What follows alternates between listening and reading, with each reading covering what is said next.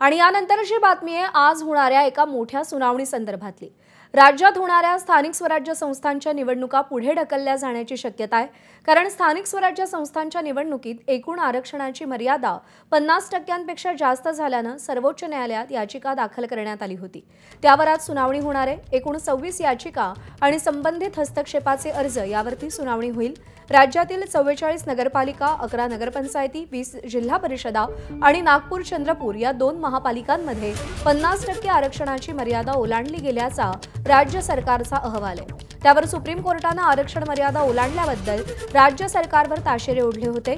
याआधी तेलंगणात 50% आरक्षणाची मर्यादा ओलांडली गेल्याने कोर्टाने तिथे निवडणुकीला स्थगिती दिली होती। दरम्यान आजच्या सुनावणीत काय होईल याकडे सगळ्या राजकीय पक्षांचे लक्ष लागले।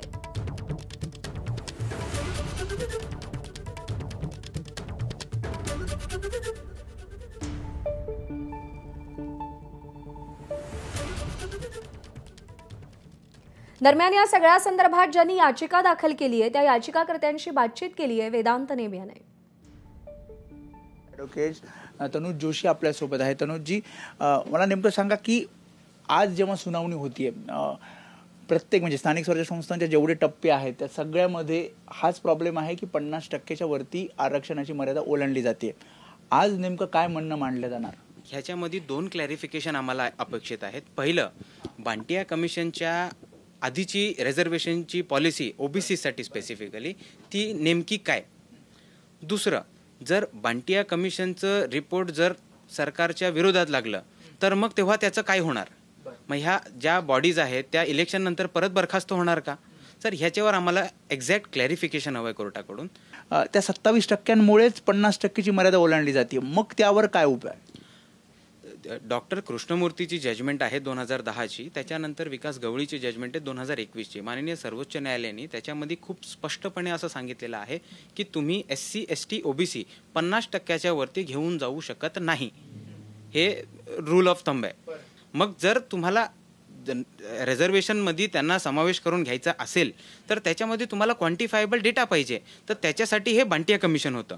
आता ह्या बांटिया कमिशनलाच त्यांनी स्टे केलेला आहे, तर एक्झॅक्ट परिस्थिती ती काय ते पूर्ण महाराष्ट्रामध्ये संभ्रम आहे आजपर्यंत। 50%च्या वरती आरक्षण म्हणजे आरक्षण मर्यादा ओलांडली गेली आहे असे किती नगरपालिका, किती नगरपंचायती, जिल्हा परिषद? ह्याच्यामध्ये जिल्हा परिषद 32 आहेत, त्याच्यापैकी 17 गेलेत आणि पंचायत समितीमध्ये 83। ठीक आहे, नगरपालिका 242 पैकी 40 ओलांडली गेली आहेत आणि त्याच्यानंतर नगरपंचायत जे 46 पैकी 17 आणि महापालिका 2। अडचण निर्माण होईल कारण पुन्हा एकदा ते सगळ्या आरक्षण मर्यादेमध्ये सगळं बसवावं लागणार?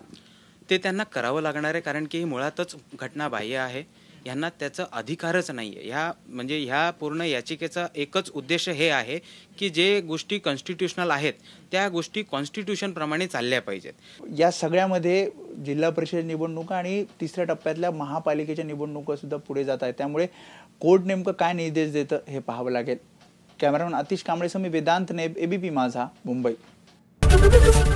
ABP माझा, उघडा डोळे बघा नीट।